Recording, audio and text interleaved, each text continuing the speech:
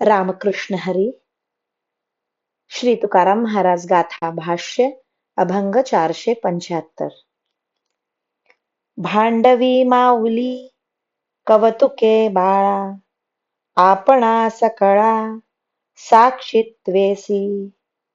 माझी माझी म्हणे एक एका मारी, हे तो नाही दूरी उभयता. तुझे थोडे भाते माझे बहु फार, छंद कर कर वाद मिथ्या. तुका म्हणे एके ठाई आहे वर्म, हेची होय श्रम निवारिते. आई मोठ्या कौतुकाने आपल्या मुलात भांडण लावते आणि आपण तटस्थ राहून त्या भांडणाची गंमत पाहते. एकाला माझा राजा म्हणून जवळ घेते व एकाला मेल्या म्हणून मारते. पण दोन्ही मुले वस्तुतः आईपासून दूर नसतात. आईने खाऊ दिला म्हणजे ती मुले तुझा खाऊ थोडा, माझा फार असे म्हणून परस्परात भांडतात, चिडवतात.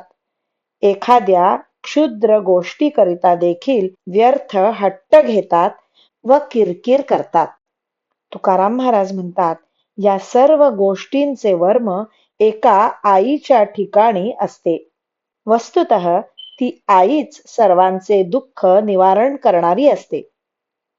या अभंगात वर्णिलेल्या मुलांप्रमाणेच प्रापंचिक माणसे क्षुद्र विषयाकरिता परस्परात भांडतात, हट्ट करतात. माझे फार, तुझे थोडे असा अभिमान व्यर्थ धरतात.